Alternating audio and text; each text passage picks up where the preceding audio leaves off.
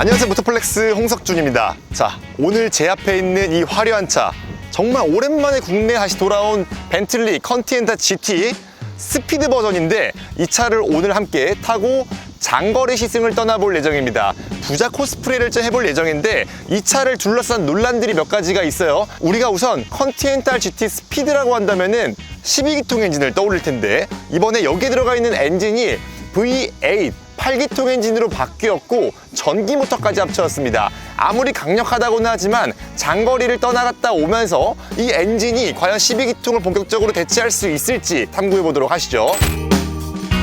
자, 저는 이제 벤틀리 컨티넨탈 GT 이 스피드를 타고 도로 위로 올라왔습니다. 일단 이 차에 올라있는 감각부터가 좀 남다른 경험이긴 하죠. 일반적으로 경험할 수 없는 차다 보니까 이 차를 타고 장거리를 이동하면서 느끼는 걸 일단 처음 타면서부터 좀 차원이 다릅니다. 이 실내 구성 같은 것들, 풍요로움 그 자체라고 말씀드릴 수 있을 것 같아요. 결국에 이 도로라는 거는 이 모든 사람들이 같이 공유하는 공간인데, 같은 도로 위에서도 이렇게 다른 느낌을 줄 수 있을까 싶은 게 지금 벤틀리를 타면 확 느껴볼 수가 있다는 거예요. 완전히 다른 공간인 것처럼 느껴집니다. 일단 이 차의 파워트레인도 그런 데에 한몫을 하는데, 이번에 달라진 하이브리드 파워트레인, 한 가지 실망스러운 점은 W12기통이 이번에 8기통으로 넘어오면서 4.0L 엔진으로 바뀌었습니다. 엔진 단독으로는 600마력의 출력을 뽑아내줘요. 일단 여기서부터도 전에 12기통 엔진보다 더 강력한 출력을 뿜어내주긴 합니다. 그래서 가속 페달을 밟았을 때 엔진이 툭 깨어날 때 굉장히 풍요로운 느낌을 느낄 수가 있거든요. 이렇게.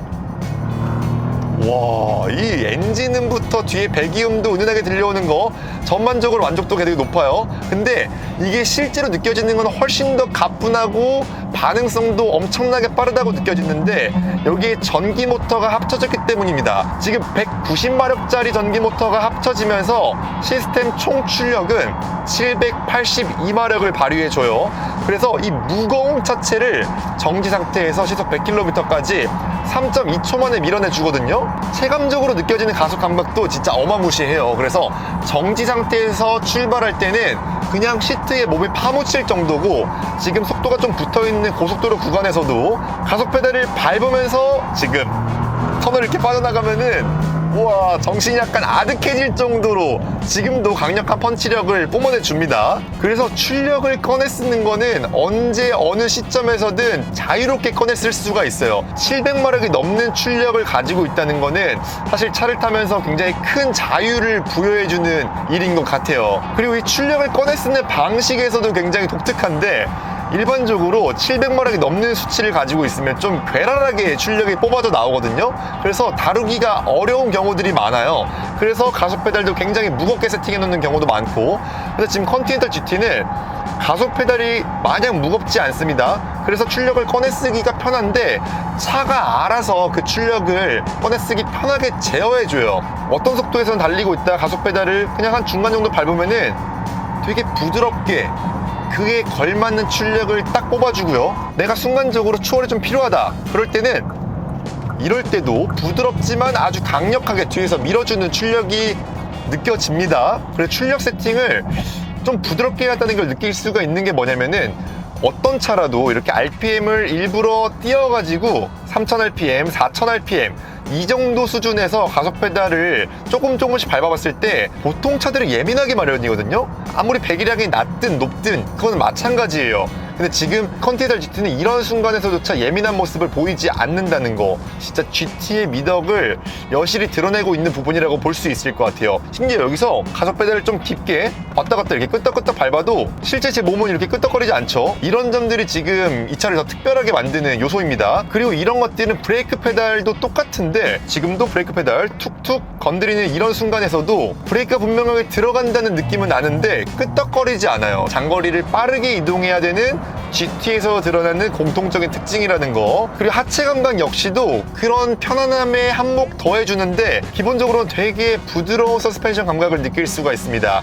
당연하게도 여기에는 에어 서스펜션이 들어가 있어가지고 요철 같은 것들 싹 다 지원해줘요. 그리고 시내 구간을 달릴 때도 과속 방지턱 같은 것들 훨씬 작은 스케일로 느껴지게 해주고요. 심지어 여기에 전자제어 시스템을 되게 똑똑하게 넣어놔가지고 방금 다리, 교량 같은 거 넘어가는 이음매 같은 것들이라든가 아니면은 너울 치는 곳을 지나갈 때 차체가 항상 바른 자세를 유지할 수 있게 도와주고 있습니다. 차선을 급격하게 바꾼다든지 아니면은 브레이크를 빡 밟아야 된다든지 아니면은 급 추월을 해야 될 때 가속 페달을 밟아서 가속감을 좀 심하게 끌어낸다든지 이럴 때조차도 피칭이나 롤링을 많이 만들어내지 않아요. 그래서 몸에 오는 충격을 되게 많이 줄여주는데 바로 이럴 때 지금 시트도 그 중력을 받는 부분을 살짝 들어 올려준다든지 그런 기울기를 바꿔주면서 몸에 오는 피로도를 많이 줄여주고 있거든요. 이런 것까지 세심하게 잡아주는 차는 또 되게 처음 보네요. 지금도 ong덩이를 약간 들어주는데 진짜 세심하네.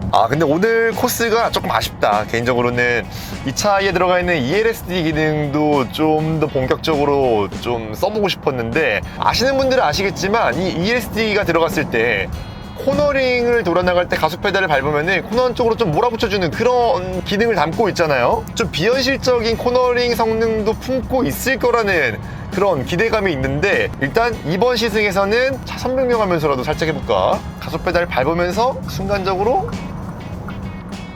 여기서 보기는 좀 쉽지 않겠다. 안 느껴지네. 자, 아무튼 오늘 내용을 좀 정리해보면은 이 벤틀리 컨티넨탈 GT 스피드는 모든 요소들을 꾹꾹 눌러 담았다는 생각이 강하게 드는 차예요. GT적인 성향에서도 그런 빈틈을 보이지 않는 부분도 있었고 이 전기 모터를 결합한 강력한 파워트레인도 그런 모습을 충분히 보여줬고 또 주행 모드를 바꿨을 때는 꽤 강력하게 달릴 수 있을 만한 탄탄하게 받쳐주는 하체 감각도 그런 점들에서 굉장히 큰 만족도를 줬습니다. 무엇보다 인상적인 건 그거였죠. 피칭이나 롤링을 크게 만들어내지 않으면서 심지어 시트까지 도와주면서 장거리 주행에서 몸이 피로하지 않게 잡아주는 점들까지 좀 인상적인 시승 경험을 좀 만들어주는 차였습니다. 근데 이 모든 걸 갖기 위해서는 이 벤틀리 가격이 좀 많이 오른 게 아닌가라는 생각을 하게 만들어요. 왜냐하면 제가 기억하는 벤틀리 컨티넨탈 GT는 분명히 한 3억 5천만 원대? 이 정도의 가격표였거든요.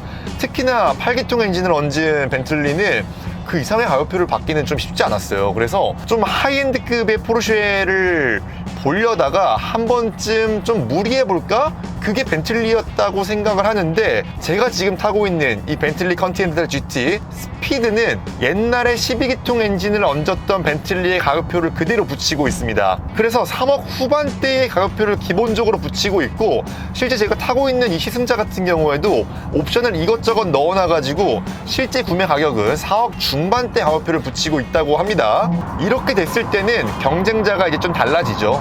페라리까지도 볼 수 있는 가격대를 가지고 있는 거거든요. 그렇게 됐을 때는 여러분들이 페라리를 사실까 벤틀리를 사실까 한번 생각을 좀 해보셨으면 좋겠어요. 자, 그럼 저희는 또 다음 영상에서 찾아뵙겠습니다. 감사합니다.